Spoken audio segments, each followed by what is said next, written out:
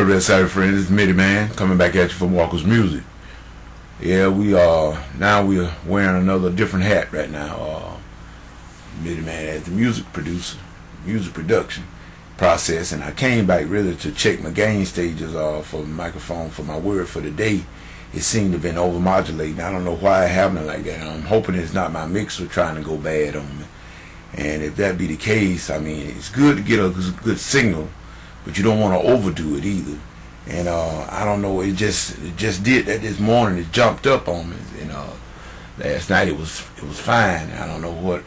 Maybe that I needed to give my mixer a rest, because most of the time I leave my equipment on, and that's a bad habit. I think I'm gonna stop doing that. I leave it on so long, and the resources and things like your PC. If you leave your PC on for so long and not without rebooting, resources get low and it start acting real weird. So most of the time, when your PC start acting crazy, all you got to do is do a reboot, and 9 times out of 10, that'll free up resources that it needs, and it'll start acting right.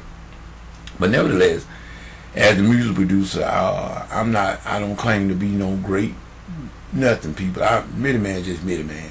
I don't claim to be no great producer or anything, but I just like to share a little bit of knowledge as I get it, and I pass it on.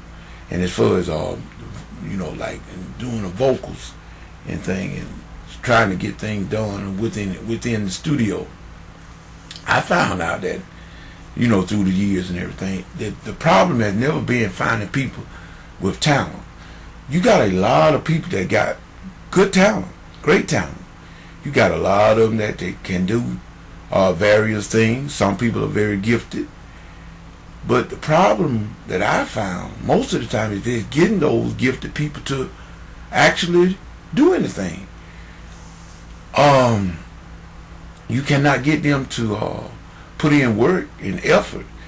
In other words, to make a production, and you tell them, you say, well, I would like for you to do. I got a song that I think that it will fit you very well, and I think that your tone of voice, or vocal quality would do it justice. Well, they love the idea until you tell them about the work that's involved in recording. People don't realize that recording is not just going in a studio and letting somebody press record and play, and you just get to tearing off singing and stuff and everything, and then you do that for 2 or 3 minutes and you stop and you done. I wish it did work that way, but there's a work that's involved in getting ready for recording. See, that's number one.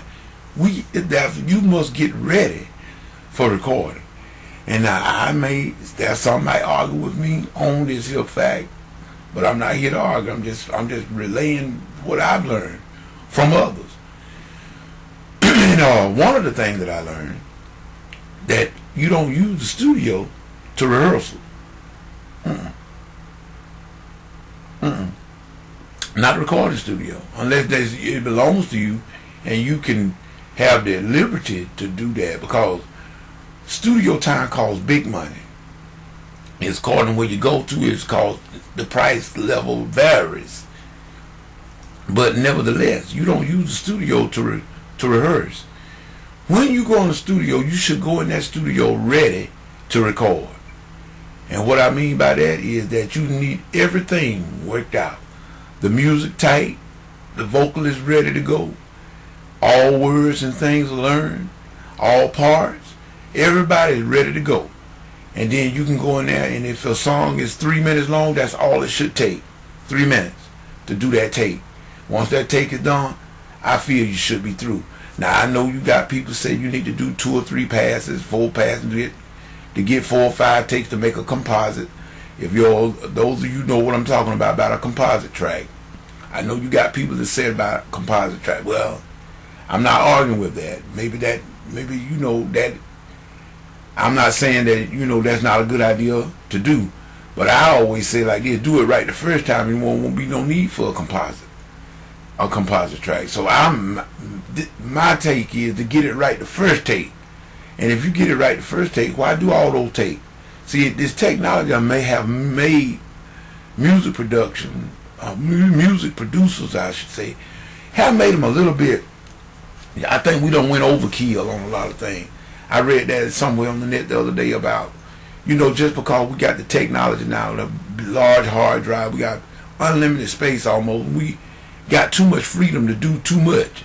And therefore we take too much time doing these things that really takes away from the creative and the productive process. Why do all those takes? Why use those so many tracks? Why use 40, 50 tracks on a composition if 10 or 12 would do? And if you can do it with even less. I mean, I've also read that where you don't ever need no more than about 4 to 5 elements going at the same time. So that's 4 or 5 tracks.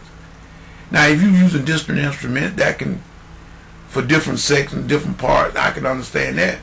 But if you clutter up the composition with all these parts, in my opinion, you got a bunch of noise.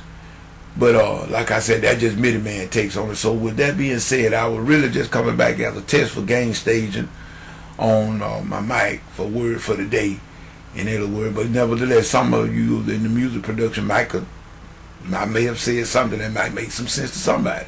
So with that being said, this MIDI Man saying peace and goodbye.